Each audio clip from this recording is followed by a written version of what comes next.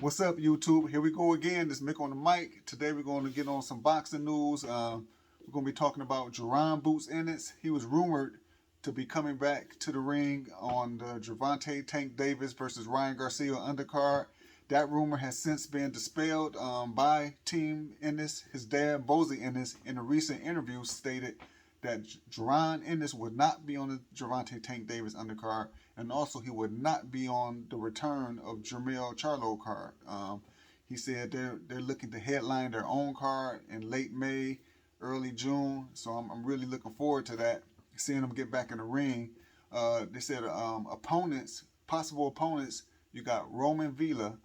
That's the guy that beat up Rashidi Ellis. He was down on the cards early in the fight. Rashidi was dominating the fight, having his way, and then Villa came on strong on the second half of the fight, knocked Rashidi down 2 times in the last round to secure a close decision win. And then you also got Udanis Ugas. He'll be returning for his first fight if he takes on Ennis, since the brutal beating that he took from Errol the Truth Spence. You know, Ugas, he took a lot of damage in that fight, broken eye socket. He said he had rib damage, maybe nose damage. I mean, it was a very brutal beating that he took that fight. So it'll be great to see how he looks in his return. But that's a very, very tough ask to return against someone the likes of Jaron Boots Ennis.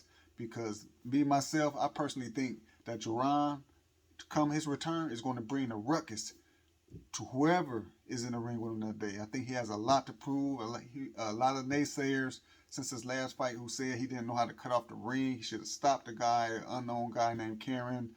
Um, he should have did this and did that. So I think Ennis has a lot to prove. He wants to show the people what he's made of, and so I feel bad for whoever he returns to the ring against, because I expect him to take a vicious beating and be knocked out.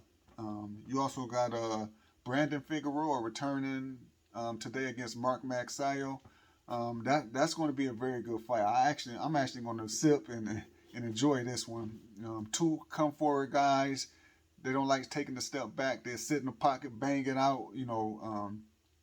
I think Brandon Figueroa is going to pull it off. Pull it off. I think he's going to kind of win comfortably. Mark Maxayo, he's a good fighter, but his fight with Gary Russell Jr., I think he lost that fight, and he lost that fight to a one-handed fighter, because Gary Russell, he injured himself in that fight. He was fighting with one hand for the majority of the fight, and he controlled Maxayo the entirety of that fight with the one hand. So I think Brandon Figueroa, he likes to lure you into these dog fights. He seems to do it every time. For some reason you just comply. He just gets his opponents to comply to a dog fight, and that's what he loves to do, and it gives him his advantage. So I expect the same thing to happen. I expect him to bang it out, and I eventually expect Brandon Figueroa to start overwhelming and imposing himself on Mark Maxime, and come away with a comfortable win, or possibly a late stoppage. But I'm looking more at a comfortable unanimous decision.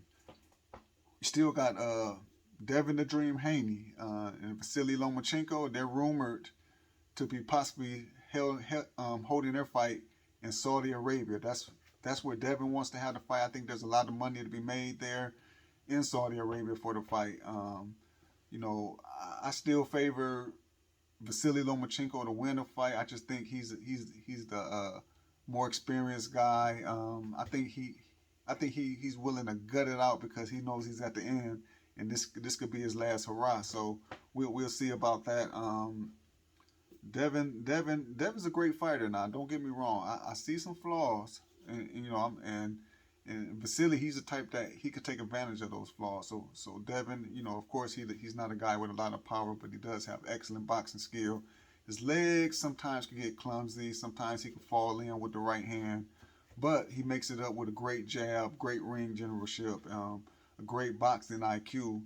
He's young and fresh, but Vasily got a little dog in him. So I expect Vasily to pull out, win, maybe 7-5, close fight. But it's going to be a great fight. You got to give props to Team Haney. They selling themselves well. They're selling themselves to the fans, to the public. They're doing a lot of great self-promotion, and you got to tip your hat to that. But you know, it's everything they say is going to have to be proven in a ring, and I think it's going to be a tough out for him.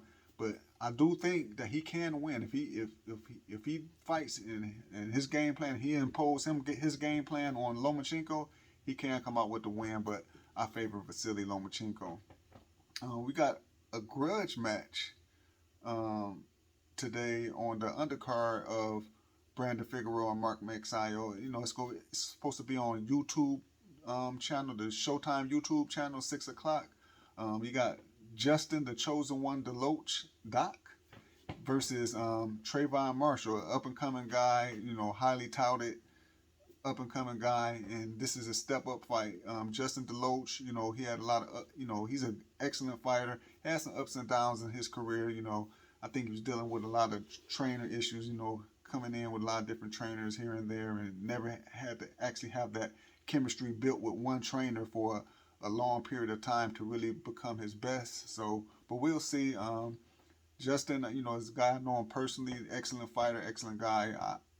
I think Justin could very well win this fight, you know, especially if the preparation was, if the preparation was done correctly, if he really put his heart and soul into the training, I think he can win the fight. So we'll see how that one goes. It's a grudge match. They had some words during the weigh-in, so that's gonna be a good one to see also. So that's it for this video. Hit the like button, hit the subscribe button, hit the bell notification so you can always see when I got new videos coming out. Until next time, this is Mick on the mic. Hey, see you the next time.